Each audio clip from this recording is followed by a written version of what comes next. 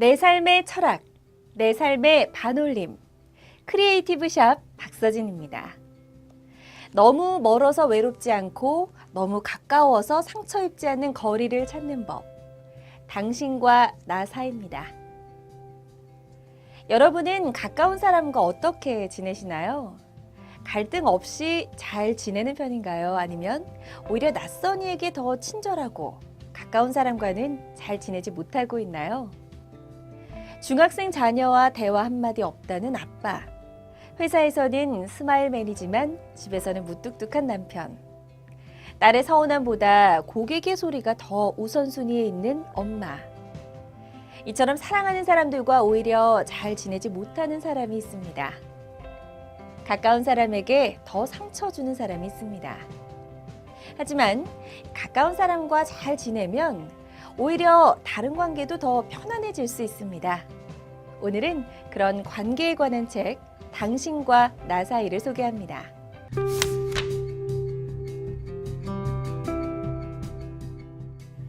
사람 사이에 거리가 왜 필요할까요? 적절한 거리를 무시하면 어떤 문제가 생길까요? 정신과 의사인 저자는 적절한 거리를 두지 않았을 때 마음의 상처를 받는다고 분석합니다. 그런데 정작 문제는 가장 가까운 사람들이 가장 아프게 한다는 점입니다. 가장 사랑하는 사람에게, 가장 존중받기 원하는 사람에게 상처를 받습니다. 마음에 생긴 상처는 다른 관계에도 영향을 미칩니다. 다른 사람에게 가까이 가려다가도 막상 상대가 다가오면 두려워하거나 도망치게 됩니다. 상처는 반복되고 관계를 맺고 싶은 마음은 사라집니다. 그렇다면 그런 관계를 끊어버리면 문제가 사라질까요? 정신과에 내원하는 상담자 중에는 혼자 지내는 게 편하다는 사람들이 많습니다. 관계를 쌓고 유지하는 노력보다 차라리 혼자가 좋다고 말합니다. 그러면 혼자 있는 게 아무 문제가 없어야 할 텐데요. 하지만 이렇게 관계의 단절을 경험한 사람들이 정신과 의사를 찾아와 상담합니다. 문제가 있다는 의미입니다. 혼자여서 좋아야 할 그들의 진짜 문제는 무엇일까요? 그들은 혼자가 더 편하다고 줄곧 말하지만 실제로는 혼자 있는 시간을 결코 즐기지 못합니다. 혼자만의 시간을 즐기려면 마음이 편해야 합니다. 또한 언제든지 다른 사람과 연결될 수 있고 그들이 반겨줄 것이라는 믿음이 있어야 합니다.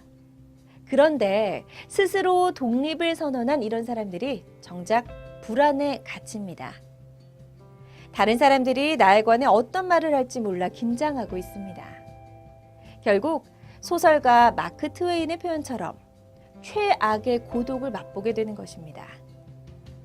최악의 고독이란 지금의 나 자신과 불편한 상태로 지내는 나날이다. 그렇다면 어떻게 해야 할까요? 대처 방법을 찾기 전에 우리가 행복했던 기억을 떠올려 보겠습니다. 가장 행복했던 순간은 언제인가요? 대부분 누군가와 함께 했던 추억을 떠올릴 것입니다. 혼자일 때를 떠올리는 사람은 거의 없습니다. 그러니까 행복은 결국 관계를 맺고 가꾸어가는 과정입니다. 친밀감이 존재하는 그런 관계 말입니다. 그 속에서 사랑을 주고받는 관계가 그것입니다. 상처를 남기는 관계가 아니라 상처까지 감싸 안고 치유하는 관계입니다. 그런 관계로 회복하는 방법을 찾아야 비로소 일상의 행복을 찾을 수 있습니다.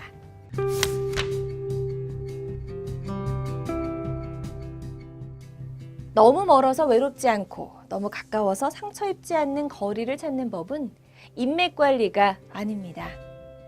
수백, 수천 명의 SNS 친구가 있지만 정작 내가 필요로 할 때 달려와 줄 사람은 손에 꼽을 정도입니다. 이런 관계는 욕구를 질이 아닌 양으로 채우려는 시도일 뿐입니다. 인맥과 관련한 연구에 따르면 한 사람이 관리할 수 있는 인맥은 최대 150명입니다. 일본 소설가 아사히 료의 누구라는 소설의 한 대목은 인맥 관리의 허점을 그대로 보여줍니다. 제대로 살아있는 것에 뛰고 있는 것을 맥이라고 하는 거야. 너 여러 극단의 뒤풀이 같은 데 가는 모양인데 거기서 알게 된 사람들과 지금도 연락하고 있냐? 갑자기 전화해서 만날 수 있어? 그걸 정말로 인맥이라고 할 수 있는 거야? 무엇보다도 관계 회복의 걸림돌은 가까운 사람입니다. 가장 가까운 사람들, 그래서 내 모든 걸 이해해 줄 것만 같은 사람들, 그들에 대한 기대는 곧 실망으로 돌아옵니다. 기대가 클수록 원망과 미움도 커집니다. 나한테 어떻게 그럴 수 있어?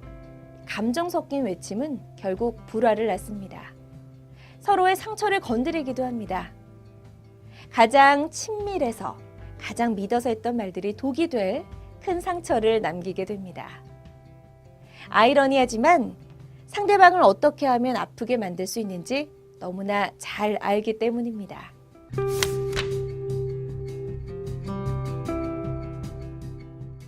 관계를 끊기 전에 거리부터 두어보라. 이 거리를 둔다는 것은 인정과 존중입니다. 그가 나와 다른 생각을 한다는 것을, 다른 의견을 가질 수 있다는 것을 받아들이는 것입니다. 상대의 선택과 결정을 존중하는 것입니다. 또한 나도 당신을 존중할 테니 당신도 나를 존중해달라는 의미입니다. 그러다 보면 마음에 여유가 생깁니다. 여유는 한 발 물러서서 객관적으로 상황을 바라보는 것입니다. 마음의 여유가 서로를 자유롭게 하고 행복하게 합니다. 관계는 그렇게 만들어가는 것입니다. 그렇다면 어느 정도의 거리가 필요할까요? 숲속의 빽빽한 나무도 가까이에서 보면 서로 일정한 거리를 유지한 채 자랍니다. 겨울의 고슴도치는 온기를 나누기 위해 가까이 다가서지만 서로의 가시에 찔리지 않도록 적당한 거리를 유지합니다. 우리에게도 남에게 침범당하고 싶지 않은 공간이 존재합니다. 이 공간을 퍼스널 스페이스라고 부릅니다. 미국의 문화 인류학자 에드워드 홀이 그의 저서 숨겨진 차원에서 제시한 인간의 공간 사용법에는 4가지 유형이 존재합니다. 밀접한 거리, 개인적인 거리, 사회적 거리, 공적인 거리가 바로 그것입니다. 거리는 실험을 통해 구체적인 수치로 제시됩니다. 밀접한 거리는 46cm 미만, 개인적인 거리는 46cm에서 1.2m, 사회적 거리는 1.2에서 3.6m, 그리고 공적인 거리는 3.6에서 7.5m입니다. 관계의 깊이에 따라 최적의 거리가 있는 셈입니다. 가족이나 연인과의 개인적인 거리에서부터 친구, 사회생활에서 만난 상대, 개인과 대중 사이의 거리까지 우리가 관계를 맺는 유형에 따라 적절한 간격을 두어야 한다는 의미입니다.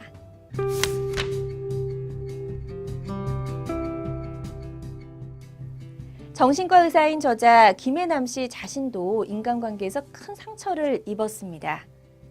상처 입은 사람들의 정신적 치유를 도와주었던 그녀가 정작 자신의 문제 앞에서는 작아지는 경험을 한 셈입니다. 그녀를 찾아온 파킨슨병, 그리고 함께 찾아온 원망과 자책의 시간이 그녀를 괴롭혔습니다. 그 과정에서 가까운 사람들의 소중함을, 과거의 건성으로 대했던 사람들에 대한 미안함을 느꼈습니다. 그리고는 인간관계 때문에 힘들어하는 사람들이 자신처럼 실수하지 않기를 바랐습니다. 서로 간의 적절한 거리를 통해 서로를 위한 자유와 행복을 경험하길 원했습니다.